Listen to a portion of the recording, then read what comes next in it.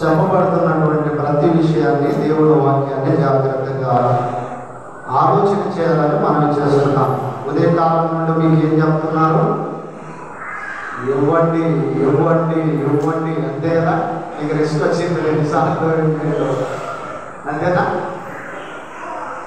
ఏసార్లు మీకు చెప్తున్నారు వాక్యాన్ని. ఎందుకు ఇచ్చేదాని గురించే చెప్తున్నారంటే, మీరు పెట్టుకున్న పండుగ ఏంటి? కోతకాలము పండుగ. కనుక కోతకాలము పండుగలో మీరు చేయవలసిన పని కూడా అదే. ఈ కోతకాలము పండుగలో మీరు చేయవలసిన విధి నిబంధన అదే. కనుక మనం ఆలోచన చేయగలిగితే ప్రేమైనటువంటి వాళ్ళారా, నీ తొలుచూడు పంటలు కావచ్చు, ఎడ్లు కావచ్చు, గొర్రెలు కావచ్చు, ధనము కావచ్చు, ఈ భూమి మీద యావదు ఆస్తి ఏ రూపంలో నీకున్నా, అర్థమవుతుందా? ఈ భూమి మీద ఏ రూపంలో ధనం నీకున్నా, ఆస్తి రూపంలో ఉందా, బంగారు రూపంలో, లేకపోతే ఫలము రూపంలో ఆస్తిగా ఉందా, లేకపోతే ఆస్తిని పండించేటటువంటి ధాన్యం రూపంలో ఉందా నీకు, లేకపోతే ఇంకా నీకు ఎవరు ఎట్లున్నారా, గొర్రెలున్నారా, లేకపోతే ఈ భూమి మీద సంబంధించినటువంటి పశు సంపద ఉందా, ఏది ఉన్నా మీకు ఇంతవరకు ఏమి ఇవ్వాలని తెలిసింది? మీకు చెప్పాలమ్మా, మీరు స్త్రీలు చెప్పాలి, పురుషులు చెప్పాలి. ఇంతవరకు ఏమి ఇచ్చారు దశమ భాగాలుగా? దశమ భాగాలుగా ఏమి ఇచ్చారు అంటున్నా నేను. చెప్పాలమ్మా, మీకు తెలిసింది ఇంతకుముందు ఇచ్చారు కదా, ఇచ్చిందే చెప్పండి. ఓకేనా? ఇచ్చిందే చెప్పండి. ఏమేమి ఇచ్చారు చెప్పడం లేదు. ఆలోచన చేయాలి. మనం ఏమేమి ఇవ్వాలి, ఎందుకు ఇవ్వాలి, అంతే కదా. ఇవ్వాలి, ఎందుకు ఇవ్వాలి, ఇస్తే ఏమేమి ఇవ్వాలి అనేటటువంటి పూర్తి సమాచారాన్ని దేవుడి వాక్యం నుండి ఈ రాత్రి కాలంలో 2వ ప్రసంగంగా మనం ఆలోచన చేద్దాం. 23వ అధ్యాయం, నిర్గమకాండము 23వ అధ్యాయము 16వ వచనం. నిర్గమకాండ 23వ అధ్యాయం 11వ వచనం. నీవు పొలములో విత్తిన నీ వ్యవసాయములోని తొలి పంట యొక్క కోత పండుగను పొలములో నుండి, నీ వ్యవసాయ పొలములో నుండి నీవు ఏదైతే సమకూర్చుకుంటావో నీ పంట నుంచి, నీవు పొలం విత్తిన తర్వాత, ఒక్క నిమిషం, ఓకే ఆగిపోండి. కనుక మనం ఆలోచన చేయగలిగితే మనం ఏది విత్తాలని చెప్పారు దైవజనులు. మీరు విత్తేటప్పుడు ఒక విత్తనం విత్తారు భూమిలో, ఒక్క విత్తనము విత్తారు. ఒక్క విత్తనానికి మనకు దేవుడిచ్చిన ప్రతిఫలం ఎంత అని మనం ఆలోచన చేయగలిగితే ఎంత? మనకు దేవుడు దశమ భాగం మాత్రమే పెట్టాడు అన్నాడు ఉన్నటువంటి ఇశ్రాయేలీయులకు. నీకు పంట ఎంత పండినప్పటికీ కూడా, ఎన్ని కింటాలు నీకు పండినప్పటికీ కూడా నువ్వు అంత ఇవ్వకూడదు, నువ్వంతా ఇవ్వకూడదు. ఇవ్వవలసినది ఎంత అంటే 10వ వంతు మాత్రమే. దాంట్లో నీ కోత కాలంలో నీ పంటలో, నీకు పండిన పంటలో నుండి నువ్వేం చేయాలి? దశమ భాగం 10వ వంతు తీసుకురావాలని ఇక్కడ చెబుతున్నాడు. అదే ద్వితీయోపదేశకాండం 12వ అధ్యాయము 11, 12 వచ్చు. ద్వితీయోపదేశకాండము 12వ అధ్యాయం 11 వచ్చిన. నేను నీకు ఆజ్ఞాపించు సమస్తమును అనగా నీ ఏమన్నాడు అక్కడ? నాకు క్లారిటీ పడడం లేదు. మౌత్ తీసుకో. మీ దహన బలులను, మీ దాన బలులను, మీ బలులను, మీ బలులను, మీ దశమ భాగములను, మీ దశమ భాగములను ప్రతిష్టముగా మీరు చేయు నైవేద్యములన్నీ మీరు యెహోవాకు మొక్కుకొని మీ శ్రేష్టమైన మొక్కురు బలులను, మీ దేవుడైన యెహోవా తన నామమునకు నివాస స్థానముగా ఏర్పరచుకొని స్థలమునకు మీరు తీసుకొని రావాలను అంటున్నాడు. ప్రియమైనటువంటి వాళ్ళరా, ఇక్కడ మనం ఆలోచన నేడు మీకు ఆజ్ఞాపించిన సమస్తము కూడా ఏంటది అనగా మీ దాన బలులను, మీ బలులను, తర్వాత మీ దశమ భాగములను, ప్రతిష్ఠితములను, మీరు వెయ్యి నైవేద్యములను, మీరు యెహోవాకు మొక్కుకొనిన మీ శ్రేష్టమైన మొక్కుబలను మీ దేవుడైన యెహోవా తన నామమునకు నివాసముగా ఉన్న ఏర్పరచుకున్న దేవుడి మందిరాలకు తీసుకురావాలి. ఏమేమి తేవాలి? ఇప్పుడు ఏమేమి తేవాలి? మనం పొలం తెచ్చారు, పొలంలో పండింది తెచ్చారు, ఇంకా మిగిలింది ఎవరు తెస్తారు? కొంతమందికి పశువులు ఉండొచ్చు, కొంతమంది గొర్రెలు ఉండొచ్చు, కొంతమందికి ఇంకేమైనా రకరకాల భూ సంపద ఉండొచ్చు, డబ్బులు ఉండొచ్చు, ధాన్యం ఉండొచ్చు, రకరకాల ధాన్యాలు ఉండొచ్చు. కనుక ఈ దశమ భాగం ఇచ్చేటటువంటి విధానంలో దేవుని మందిరానికి నీకు ఏ పంట పండిందో ఆ పంటల నుండి నువ్వు తీసుకొని రావాలి. ఖచ్చితంగా నీకున్నటువంటి సమస్తములో కూడా నువ్వు 10% ఖచ్చితంగా ఇవ్వాలి అనేటువంటి నిత్య నిబంధన కట్టడగా మనం ఆలోచన చేయగలుగుతున్నాం. కనుక ప్రియమైనటువంటి వాళ్ళ చూడండి, మలాకి గ్రంథం ఈరోజు మనుషులైన వారు ఏం చేస్తున్నారు అన్నటువంటిది మనం ఆలోచన చేయగలిగితే మలాకి గ్రంథము 3వ అధ్యాయము 5వ వచనం నుండి చూద్దాం. మలాకి గ్రంథము తీర్పు తీర్చుటకై నేను మీ యొద్దకు రాగా, దేవుడు తీర్పు తీర్చడానికి వచ్చాడంటండి.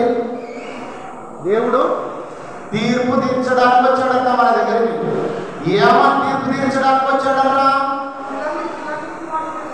చిల్లంగి వాటి మీదను, వ్యభిచారుల మీదను, అప్రమాణికులు ప్రమాణం చేసి మాట తప్పి వారి మీదను, నాకు భయపడక దొంగిలించే దొంగల విషయంలోను, వారి కూలి విషయంలోను నేను వారికి బెదవరాను, తండ్రి లేని వారిని, బాధ పెట్టు వారిని, పరదేశులకు అన్యాయముగా చేయుటకు దృఢముగా సాక్ష్యం తీర్పు తీర్చడానికి లేచాడన్న దేవుడైన యెహోవా. దేవుడు ఏమని చేస్తాడు? మొదటి ఏమన్నాడు అక్కడ? నేను తీర్పు తీర్చుటకు మీ యొద్దకు వచ్చాను, తీర్పు తీర్చడానికి మీ యొద్దకు వచ్చాను. ఇప్పుడు కూడా ఉదయం నుంచి సాయంకాలం వరకు మనము దశమ భాగాల గురించే విన్నాం. దశమ భాగాల గురించి విన్నటువంటి మీరు ఇస్తారో ఇవ్వరో తర్వాత, కానీ మీరు దశమ భాగం అనేటువంటి పేరుతో ఇవ్వవలసిన విధి విధానాలు దేవుని వాక్యంలో రాయబడ్డాయి. ఆ రాయబడినటువంటి విధంగా మీరు ఇవ్వాల్సినటువంటి ఆవశ్యకత మీకు ఉంది. ఒకవేళ అలా ఇవ్వలేదనుకో, కింద ఏం చెప్తున్నాడు చూడండి, మరొకసారి చదవండి ఆ మాట. తీర్పు తీర్చుటకై, తీర్పు తీర్చుటకై బాగా నిదానంగా చదవండి. తీర్పు తీర్చుటకై నేను మీ యొద్దకు రాగా, చిల్లంగి గాండ్ల మీదను, వ్యభిచారుల మీదను, అప్రమాణికుల మీదను నాకు భయపడక వారి కూలి విషయములలో కూలి వారిని విధవరాళ్లను తండ్రి లేని వారిని బాధపెట్టి పరదేశులకు అన్యాయము చేయు వారి మీదను దృఢముగా సాక్ష్యము పలుకుదునని సైన్యములకు అధిపతి యెహోవా సెలవిస్తున్నాడు. యెహోవానైన నేను పలుకుతున్నాను అని అంటున్నాడు. యెహోవానైన నేను మార్పు లేని వాడను కనుక యాకోబు సంతతి వారైన మీరు లయము కాలేదు. మీ పితరుల నాటి నుండి మీరు ఎన్నెన్నో దేవునికి ఇవ్వవలసిన దశమ భాగంలో నేను చెప్పిన విధంగా మీరు ఇవ్వలేదు. ఇవ్వకపోయినప్పుడు కూడా మీరు ఏం కాలేదు, లయము కాలేదు అని చెప్తూ మీ పితరుల నాటి నుండి మీరు నా కట్టడలు కైకొనక వాటిని త్రోసివేశారు. అయితే మీరు నా తట్టు తిరిగిన ఎడల నేను మీ తట్టు తిరుగుదునని సైన్యములకు అధిపతి సెలవీయగా మేము దేని విషయంలో తిరుగుదుమని మీరందరూ నా కట్టడలను నా యొక్క నియమ నిబంధనలను మీరు మరిచారు అంటున్నాడు. కనుక మీరు నా కట్టడలను జాగ్రత్తగా మీరు ఎప్పుడైతే పాప సంబంధమైన జీవితంలోని అతిక్రమాల నుండి మీరు ఎప్పుడైతే తిరిగి నా ఆజ్ఞలను నా కట్టడలను మీరు అనుసరించి పాటిస్తారో అప్పుడు నేను మీ వైపు తిరుగుతాను అంటున్నాడు. మీరు తిరగాలి ఫస్ట్. మీరు తిరిగి వాటిని పాటిస్తే నేనేం చేస్తాను, మీ వైపు తిరుగుతానని చెప్తున్నారు. వీళ్ళేమంటున్నారు, ప్రభువా మేము ఏ విషయంలో తిరగాలి ప్రభువా, మేము తిరగంటున్నాం. కానీ మేము దేని విషయంలో తిరగాల? మాకు ధర్మశాస్త్రం తెలుసు, ధర్మశాస్త్రంలో పదవంతులు తెలుసు, ధర్మశాస్త్రంలో ఉన్నటువంటి నిబంధనలు రాయబడిన ప్రతి విషయం కూడా మాకు తెలుసు అనే విధంగా ఉన్నారు వాళ్ళు. కనుక ఏమంటున్నాడు, ప్రభువా మేము దేని విషయంలో మేము తిరుగుతున్నాము? మీరందరూ మానవుడు దేవుని యొద్ద దొంగిలునా అయితే మీరు నా యొద్ద దొంగిలితిరి. మీరు నా యొక్క దొంగిలిస్తూనే ఉన్నారు. దేవుని యొక్క దొంగిలిస్తున్నది ఏంటి? దేవునికి ఇవ్వవలసినదేంటి? దేవునికి ఏది ఇవ్వకుండా దొంగిలిస్తున్నాం మనం? దశమ భాగంలో. ఓకే, దశమ భాగంలో ఏమేమి ఇవ్వాలి ముందు చెప్తాను. నీ పశువులలో ఇవ్వాలి, నీ గొర్రెలలో ఇవ్వాలి, నీ బట్టలలో ఇవ్వాలి, తర్వాత నీ నైవేద్యములలో దేవునికి సమర్పించాలి. ఇవన్నీ కూడా తన యొక్క మందిరం పడినటువంటి నిధిలోకి మీరు వీటన్నింటినీ తీసుకుంటారు. ప్రతి ఒకవేళ ఇక్కడ తీసుకురావడానికి ఇబ్బంది అయితే దాన్ని ధన రూపంలో మార్చి కూడా తీసుకొని రావచ్చు అన్నాడు దేవుని వాక్యంలో. ధన రూపంలో మార్చి కూడా మీరు తీసుకొని రావచ్చు అంటున్నాడు. దేని విషయంలో మేము నీ యొద్ద దొంగిలితిమని వాళ్ళు అలా అడుగుతున్నారు. మీరందరూ 10వ భాగమును ప్రతిష్టాపనను ఈయక దొంగిలితిరి. మీరు దొంగిలితిరి ఇస్తున్నారు, పదవంతులు ఇస్తున్నారు. ఒక్క మాట నేను జాగ్రత్తగా దేవుని వాక్యం నుంచి సూటిగా ప్రశ్నిస్తున్నాను. మీరు దశమ భాగం అని ఈరోజు ఎంత ఇస్తారో చెప్పండి.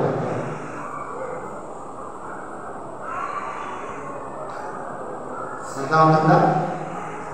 మీరు దశమ భాగం, ఇది కోతకాలం పండుగలో మనము ఈ పండుగలో యెహోవాకు దశమ భాగం ఇవ్వాలి. దశమ భాగం అంటే ఇప్పుడు సంవత్సరానికి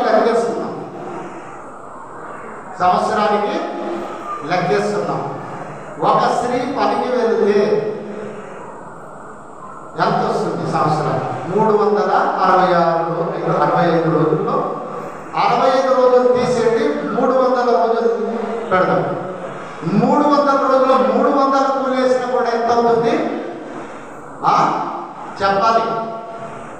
300 కూలి. లేకపోతే 200 వేస్తాం నేను, ఎందుకంటే ఎక్కువ వేస్తే కూడా మళ్ళీ మీరు ఏదో అనుకునే అవకాశం ఉంది. 200 మీ కూలి వేస్తాం. 200 మీ కూలీలో 300 దినాలకు కంపల్సరీ 60,000 అయినాయి కదా. అంతేనా బ్రదర్? కరెక్టేనా? 300 రోజులకు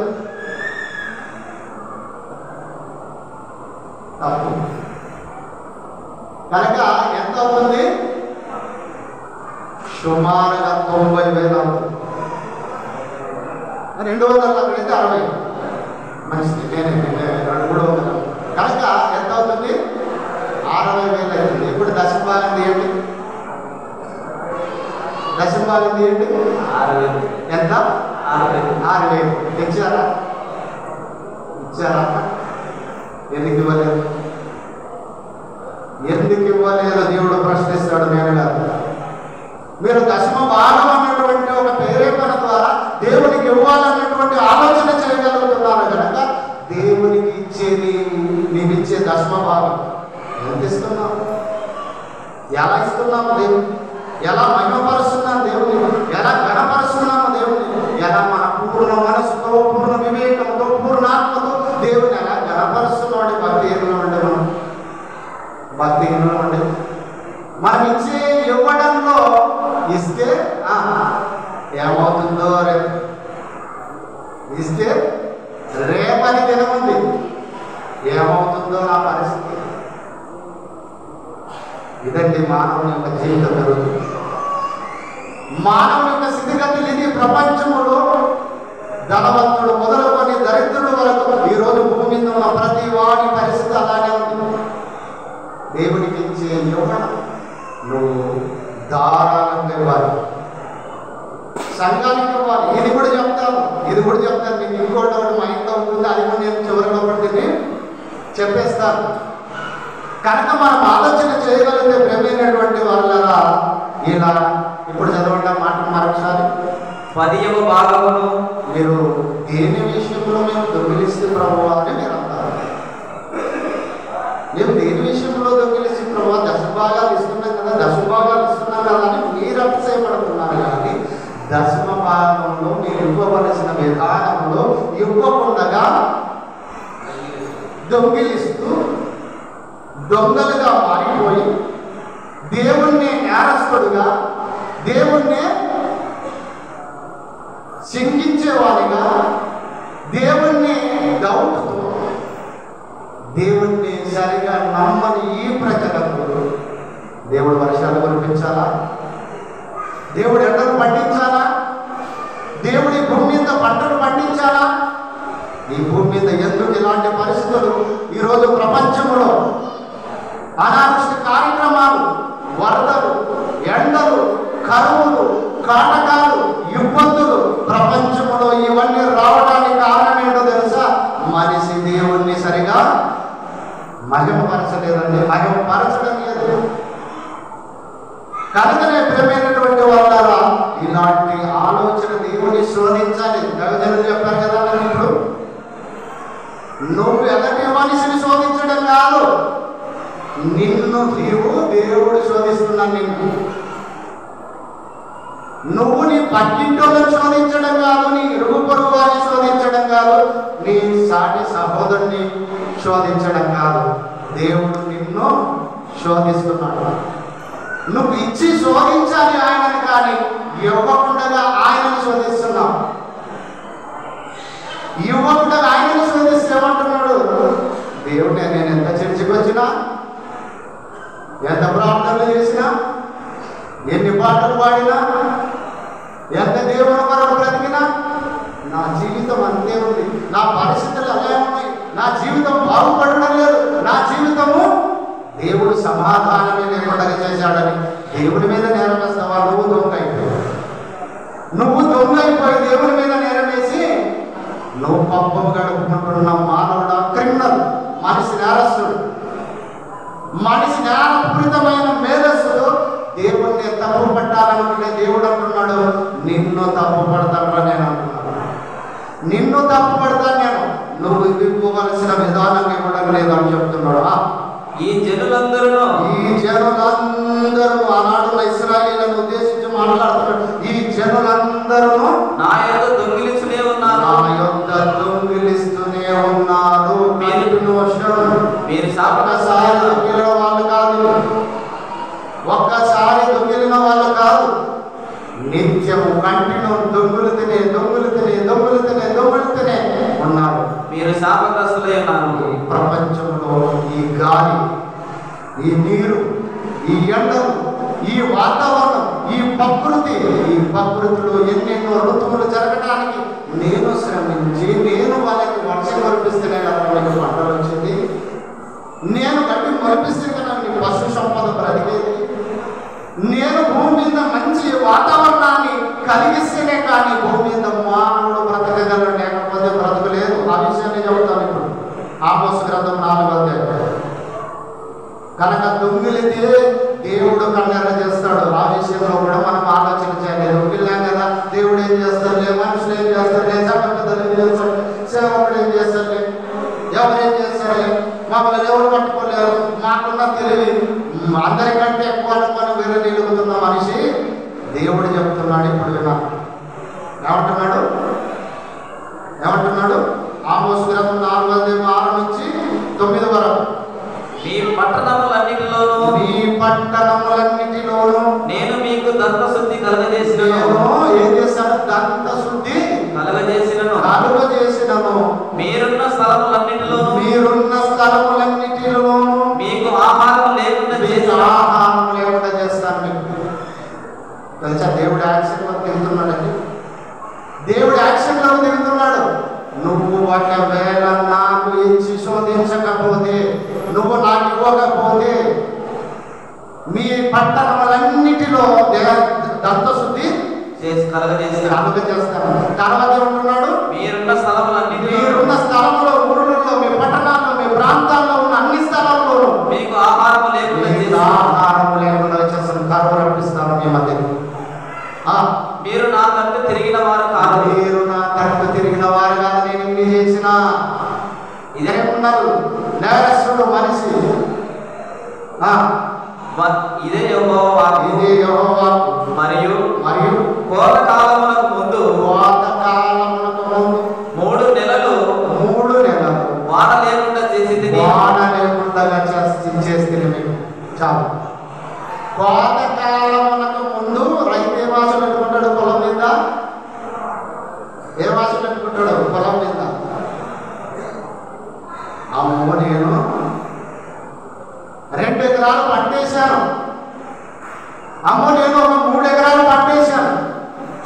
లేకపోతే నేను ఒక 4 ఎకరాలు 5 ఎకరాలు పంట వేశాను.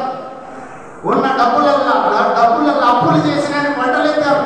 కనుక ఆ పంటల కొరకు రైతు వేచి చూస్తాడు కదా, ఆ పంటల కొరకు మనిషి నిరీక్షిస్తాడు కదా రైతు అనేవాడు. కనుక ఏ రైతు అయితే నువ్వు దేవునికి ఇవ్వలేదు, నిన్నేం చేస్తానంటే చూడు, కోతకాలం ముందు 3 నెలలు వర్షము లేకుండా చేస్తాడు. పంట నుంచి కూడా క్యాల్కులేట్ చేయండి. పంట చేతికి వచ్చిన రోజు నుంచి 3 నెలలు వెనక్కి వెళ్ళిపోండి. పూలు పూస్తారా? దేవుడు వర్షం ఏమంటుంది? విత్తనం, అదేమంటారు? విత్తనం ఏమంటుందండి? పువ్వు తర్వాత వచ్చేది ఏమంటారు? అది పింజ. అర్థమవుతుంది? అంటే పువ్వు తర్వాత వచ్చేది పింజ, పింజ తర్వాత వచ్చేది క్రమబద్ధంగా వచ్చేదే విత్తనం. కనుక ఇప్పుడు నీకు చేతికొచ్చిన మొదటి పంట నీకు చేతికొచ్చిన రోజు నుంచి 3 నెలల వెనక్కి వెళ్ళిపోతే ఇప్పుడు ఏముంటుంది నీకు? రైతు నీకేముంటుంది? లేచింది మొదలుకొని పండుకునేంత వరకు రైతు ఏం చేస్తాడు? లేచింది మొదలుకొని రాత్రి పండుకునేంత వరకు మనిషి ఏం చేస్తాడు? పొలమే రైతు. మళ్ళీ ఎంత శ్రమిస్తున్న నీవు ఒక ఎకర తడుపుకోవడానికి ఒక బోరేయాలి, ఒక బావి తోవాలి, లేకపోతే వాటికి సంబంధించినటువంటి నీరు రాదు కదా. మళ్ళీ నువ్వు హెక్టార్లు ప్రపంచంలోని హెక్టార్లు, లక్షల హెక్టార్లు, కోట్ల హెక్టార్లు ఈ భూమి మీద దేవుడు సకల సమృద్ధిని ప్రపంచంలో ఉన్న ప్రతి మనిషికి ఆహారాన్ని అనుగ్రహించాలంటే, ఆహారాన్ని దయచేయాలంటే దేవుడు దేని ద్వారా సాధ్యమండి?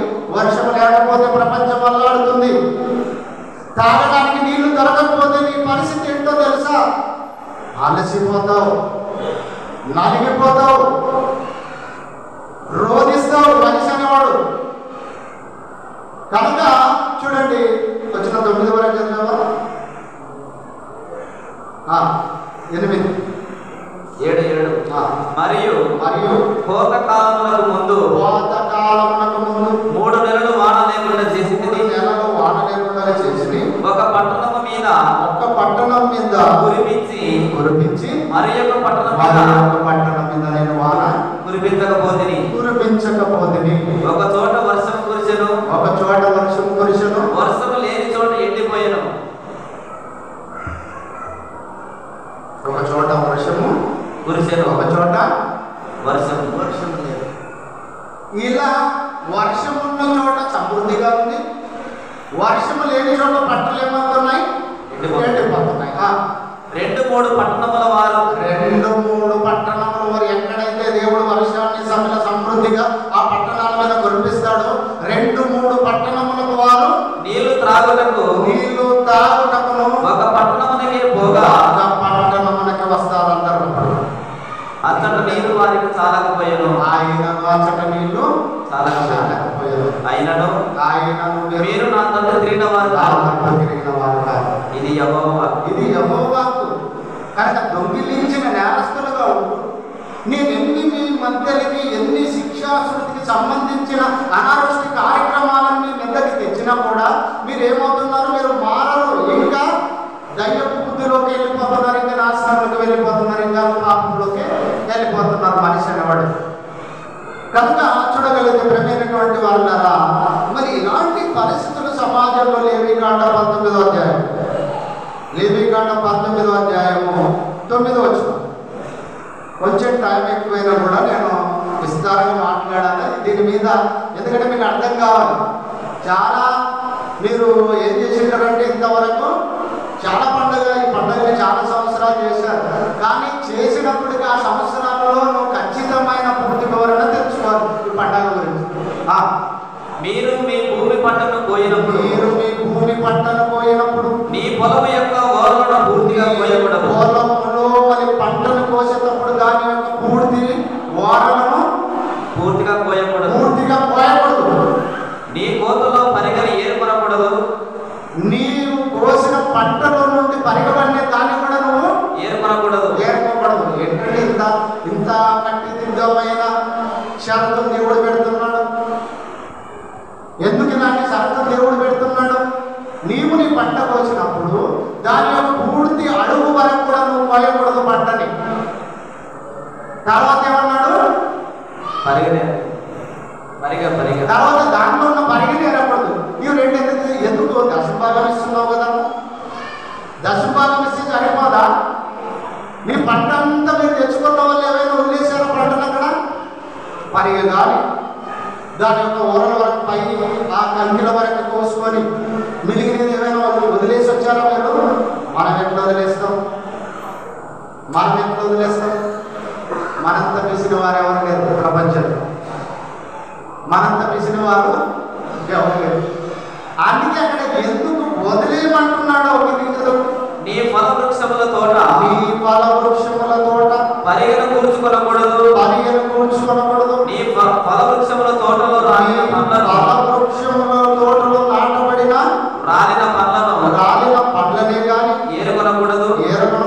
బీదలకును అది ఎందుకు తెలుసా? ఇది అడగలేండి. అది ఎందుకు దేవుడు ఇలా మీ పంటలో దాని యొక్క ఓరలో కొయ్యొద్దు, పైకి కంగిల వరకు కొయ్యని ఎందుకు చెప్పాడంటే ఈ ప్రపంచంలో బీదలైన వారు ఉన్నారండి. ఈ ప్రపంచంలో బీదలైన వారు, బీదలను సంరక్షించడానికి దేవుని నమ్ముకున్నావు క్రైస్తవుడా నువ్వు చేయవలసిన పని. ఓ ఇశ్రాయేలు మీరు చేయవలసిన పనిది. బీదలున్నారు ప్రపంచం, అందరికీ దేవుడే. ఉన్నవాడికి దేవుడే, లేని వాడికి దేవుడే, పేదవాడికి దేవుడే, కనుక దరిద్రుడికి కూడా దరిద్రపు జీవితాన్ని అనుభవిస్తున్న వాడికి దేవుడే. కనుక దేవుడు అనంత జ్ఞాని. కనుక దేవుడు ఎవరైతే మీ దగ్గర సామర్థ్యం వలన మీరు పంటలు పెట్టారో, డబ్బులు లేక, తినడానికి తిండి లేక, కట్టుకోవడానికి బట్టలు లేక, ఉండడానికి గూడు లేక, తినడానికి తిండి లేని కటిక పేదవారిని మీరు వదిలేదు.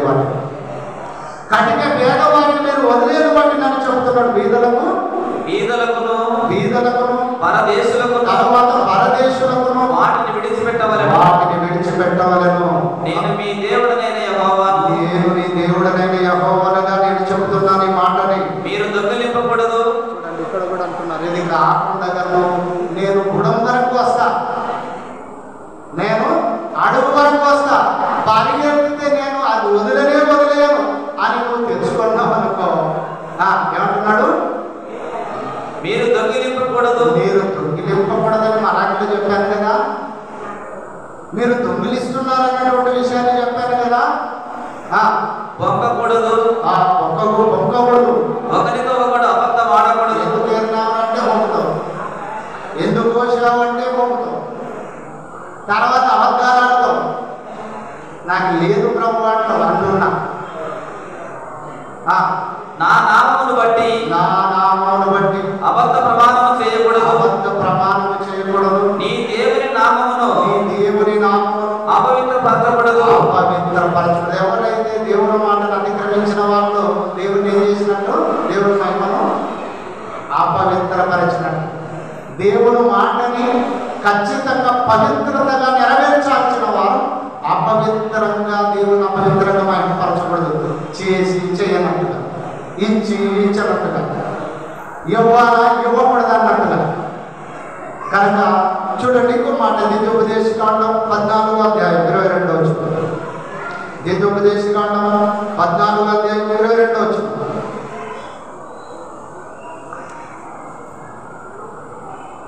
ప్రతి సంవత్సరమున నీ విత్తనముల పంటలో దశమ భాగమును అవశ్యముగా వేరుపరచవలెను. ఖచ్చితంగా నీ దశమ భాగమును వేరుపరచవలెను. ఖచ్చితంగా వేరుపరచని పంట విత్తనములలో నువ్వు ఎప్పుడైతే తొలి పంట నీ ఇంటికి వచ్చిందో దానిలో నుండి నువ్వు ఎక్కడ చేయాలి? దాన్ని వేరు సంఘంలో కాదు, చర్చిలో కాదు, దేవుని మందిరంలో కాదు, నీ ఇంట్లోనే దాన్ని వేరు చేసేయాలి.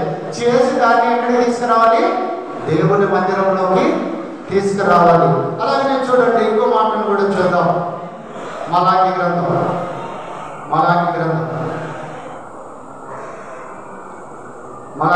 3:11 చదివారు కదా. యెషయా గ్రంథం 30, 23-24 నీవు నీ భూమిలో విత్తటకు నీ గింజలకు కావలసిన వాన కురిపించును. భూమి రాబడి అయిన ఆహార ద్రవ్యమిచ్చును. అది విస్తార సారాంశమును కలిగి ఉండును. నీ దగ్గరకు వస్తుంది. చాలు. కనుక చాలా సమృద్ధిగా విత్తనాలు పండినప్పుడు మనం బస్తాలు వేస్తాం. వేసింది ఒక చదము ప్యాకెట్ వేస్తాము పొలానికి, తెచ్చేటప్పుడు చాలా విస్తారమైన పంటను తెస్తాం ఇంటికి అన్నటువంటిది అక్కడ చెబుతున్నాడు. కనుక చూడండి, ద్వితీయోపదేశకాండం 16 ముగిస్తాం, 2 వచనాలు మాత్రమే ఉన్నాయి. ద్వితీయోపదేశకాండము 16 15-16 వరకు.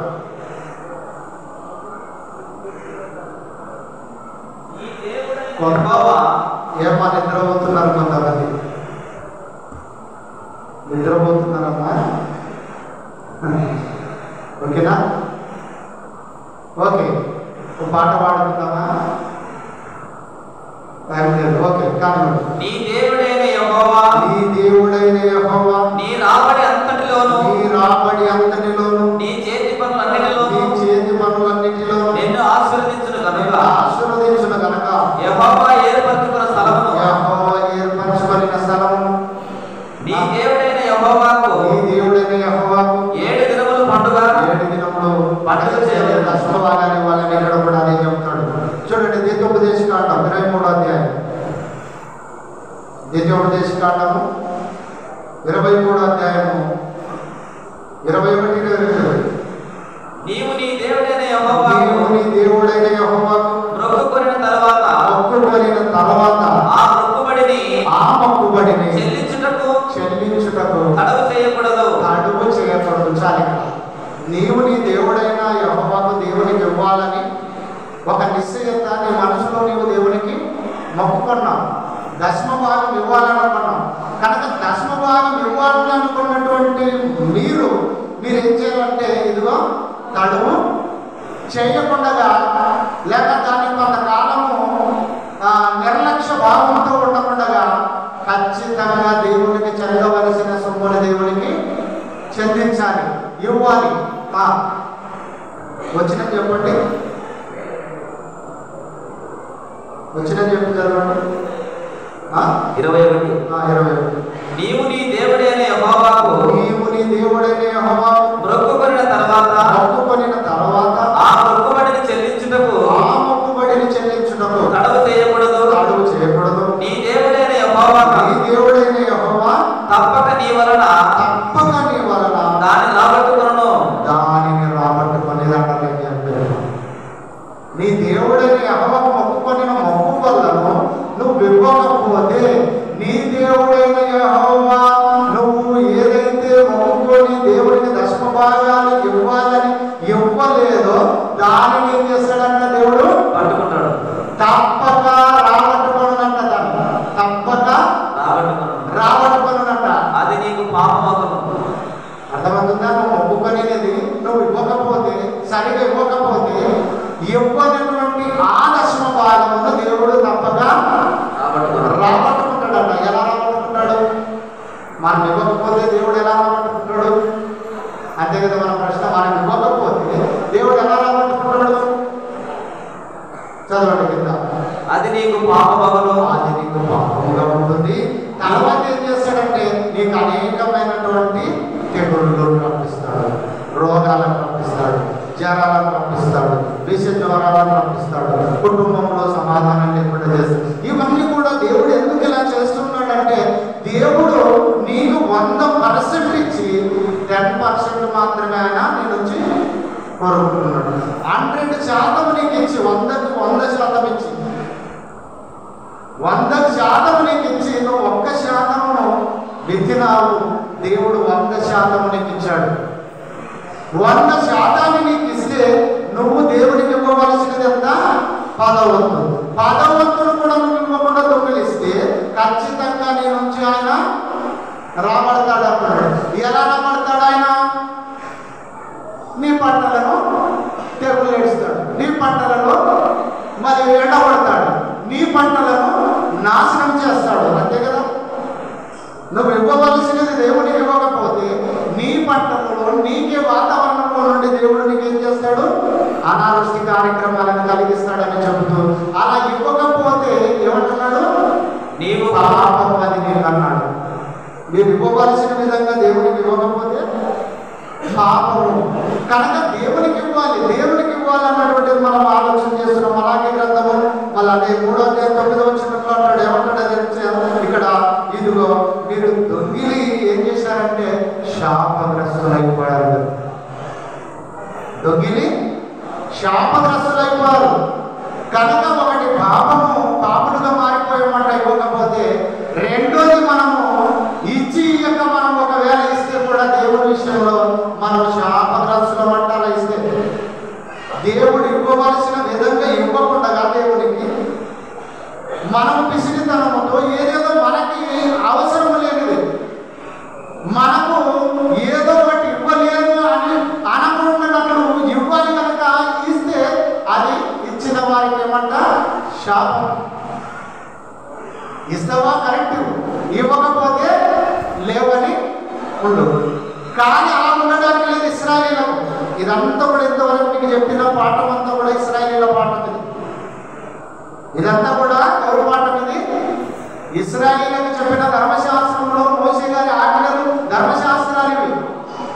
కనుక మరి ఇలాంటి పరిస్థితుల్లో ఉన్నటువంటి వీరు మరి దేవుడు మందిరంలోకి రావాలి, ఇంతకు ఎవరికి ఇవ్వాలి? అదే ప్రశ్న. ముగిస్తాను అప్పచ్చినంత. సంఖ్యాకాండం 3వ అధ్యాయం, సంఖ్యాకాండం 3వ అధ్యాయం 5వ వచనం. సంఖ్యాకాండం 3వ అధ్యాయం 5వ వచనం. మరియు చదువుతారా?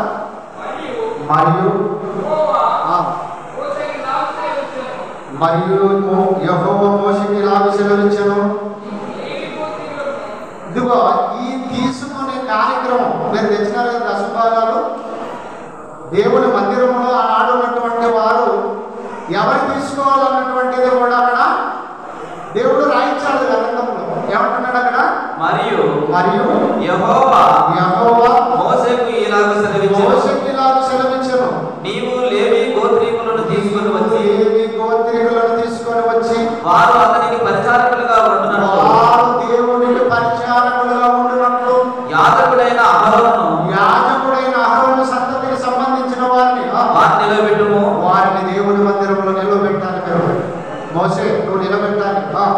వారు ప్రత్యక్షపు గుడారం ఎదుట వారు ఏం చేశారంటే లేవి గోత్రికులు మాత్రమే, ఆ లేవి గోత్రంలో ఉన్నటువంటి యాజకత్వం చేసే యాజకులు మాత్రమే దేవుని యొక్క పరిచర్యను కొనసాగించాలి. 12 గోత్రాలలో లేవి గోత్రానికి స్వాస్థ్యం ఇవ్వలేదు దేవుడు.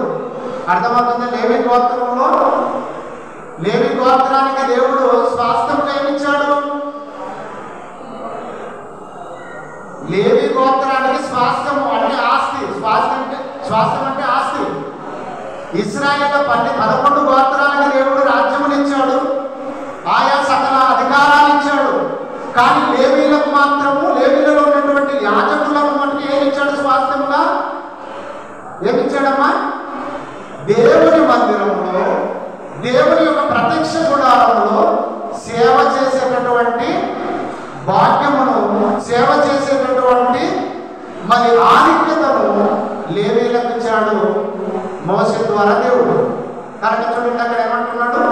వారు ప్రత్యక్షపు గుడారం ఎదుట, వారు మరి లేవి గోత్రికులైనటువంటి యాజకులు ప్రత్యక్ష గుడారము ఎదుట మందిరపు సేవ చేయవలెను. మందిరము సేవ వాళ్ళే చేయాలి. తాము కాపాడవలసిన దానిని కనుక వాళ్ళే చేయాలి. ఇప్పుడు వాళ్ళకి మీరు ఎవరికి ఇవ్వాలి దశభాగాలు? ప్రశ్నిస్తున్నాను, ముగిస్తున్నాను. ఎవరికి ఇవ్వాలి దశభాగాలు? యాజకులకు మాత్రమే ఇవ్వాలి. యాజకులకు మాత్రమే ఇవ్వాలి. యాజకులకు ఇస్తే యాజకులు ఏం చేయాలి దశభాగంలో? అంతే కదా? యాజకులకు ఇస్తే యాజకులు ఏం చేయాలి? దీన్ని ఇల్లు కట్టించుకోవాలా, లేక మంచి సుఖవంతమైన జీవితం అనుభవించడానికి దేవుడు ఇవ్వమన్నాడు ఇక్కడ కాదు. ప్రియమైనటువంటి వాళ్ళారా, యాజకులకు దేవుడిచ్చిన సేవా జీవితం స్వాస్థ్యం ఆస్తికి ఇచ్చాడు దేవుడి మందిరంలో, ప్రత్యక్ష గుడారంలో వాళ్ళు స్వాస్థ్యముగా అక్కడ ఏది ఇచ్చినా యాజకులకే సంబంధం. ఇశ్రాయేలు 11 గోత్రాలు దాంట్లోకి జోక్యం చేసుకోకూడదు. ఇశ్రాయేల్లో ఉన్నటువంటి వారు ఎవరు కూడా దాని వైపు చూడకూడదు. ఎందుకంటే లేవీలు మాత్రమే దానికి ఇచ్చాడు స్వాస్థ్యముగా. యాజకులు ఎందుకంటే వాళ్ళు యాజకత్వము చేస్తున్నారు. తాము కాపాడవలసిన దానిని సర్వ సమాజము కాపాడవలసిన దానిని వారు కాపాడవలెను. వారే కాపాడాలి. బాధ్యత ఎవరి మీద పెట్టాడు? ఈ బాధ్యత దశభాగాన్ని తీసుకొని, దశభాగాలు ఎవరు తీసుకోవాలి? యాజకులు తీసుకోవాలి. యాజకులు ఏం చేయాలి? సర్వ సమాజంలో జరిగించవలసినటువంటి నీతి విధిని జరిగించడానికి దేవుని వైపు నుంచి వీళ్ళే దాన్ని జరిగించాలి. దేవుని మందిరము నుంచి, దేవుని యొక్క ప్రత్యక్ష గుడారం నుండి వీళ్ళే జరిగించాలి దేవుని యొక్క న్యాయ విధులు. ఈ దశభాగాలు తెచ్చిన తర్వాత దేవుని మందిరంలో ఏం చేయాలి? అనేకుల భోజనం సిద్ధపరచాలి వారి. తర్వాత పరదేశంలో ఆతిథ్యం ఇవ్వాలి వారి. తర్వాత దిక్కులేని పిల్లలను వాళ్ళే చూసుకోవాలి. తల్లిదండ్రులు లేనటువంటి అనాథలను వాళ్ళు చూసుకోవాలి. దేవుడు పరిచర్య చేయాలి, దేవుడు పని చేయాలి. దేవుడు పనితో పాటు ఇవన్నీ కూడా వీళ్ళు చేయాలి. దశభాగాలు వాళ్ళకి ఇస్తే వాళ్ళు జోగులేసుకొని వాళ్ళ సొంత జీవితాన్ని అనుభవించడానికి కాదు, అది కూడా మనం ఆలోచన చేయాలి. నేను ఉన్నట్టు చెప్తున్నాను, దాచుకోకుండా. కనుక దశభాగాలు మీరు సరిగా ఇవ్వలేదు, దొంగిలించారు. ఇచ్చిన దాన్ని కూడా కొరకొరలో ఏం చేయాలి? ఇప్పుడు దీన్ని తీసుకెళ్ళి నేను కూడా చేయాలి సేవకులుగా. అర్థమైందా? యాజకులు చదవండి, అక్కడ మాట్లాడుతున్నాడు. మందిరపు సేవ చేయుటకు ప్రత్యక్షపు గుడారము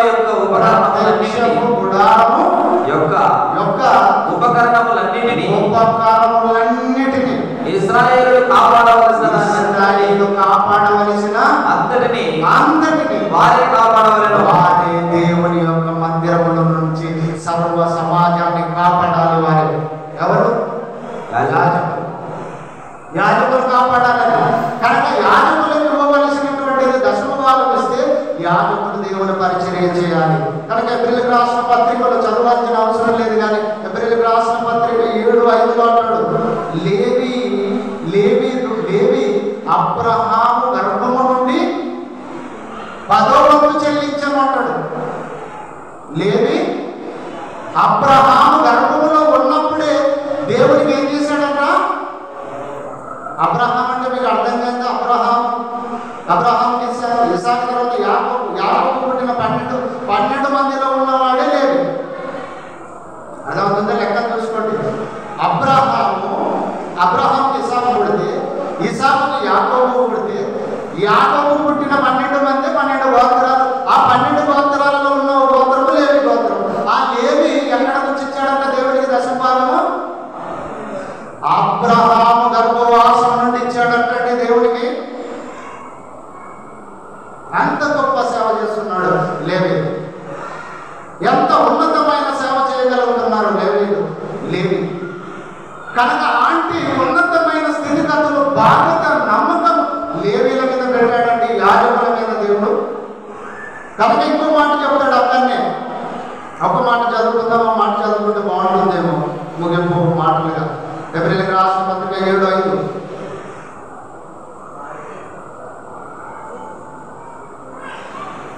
7వ అధ్యాయం 5వ వచనం. మరియు లేవి కుమారులలో నుండి యాజకత్వము పొందినవారు, లేవి కుమారుల నుండి యాజకత్వం పొందినవారు సహోదరులను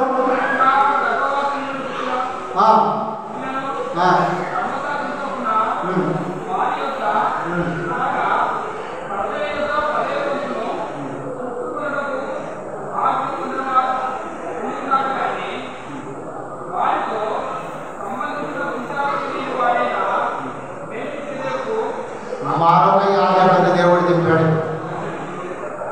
మరొక యాజకుని దింపుతున్నాడు. ఆయన మెలిసేది క్రమం చొప్పున మరొక యాజకుని దేవుడు దింపుతున్నాడు. లేవీలు మాత్రమే దేవుని మందిరంలో సేవ చేయాలి అక్కడ. కానీ ఇక్కడ ఏం చేస్తున్నాడు? యోధా వంశముల నుండి మరొక మెల్కీసెదెకు అన్నటువంటి ఒక యాజకుని దేవుడు పుట్టిస్తున్నాడు. ఆ యాజకుడు ఎవరు?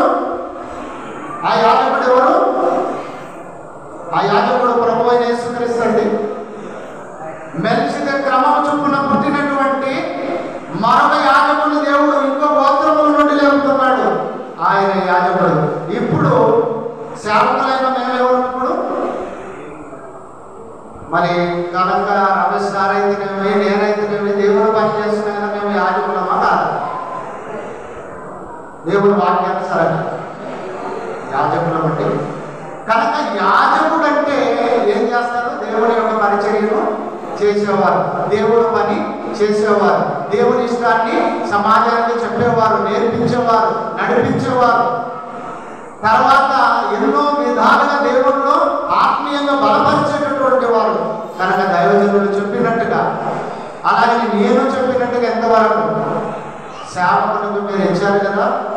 సేవకుని మరొక పదము అది యాజకుడని కూడా అనొచ్చు.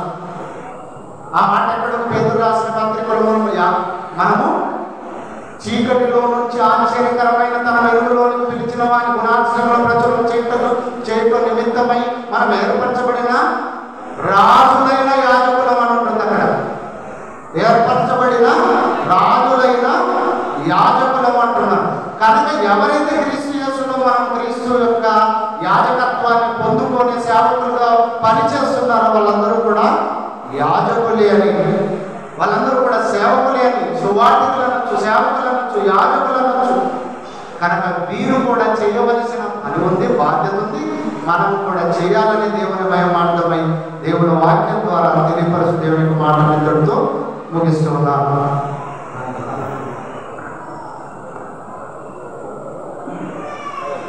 నీ ధనము నీ ఘనము ప్రభు యేసుదే, నీ దశమ భాగము నీ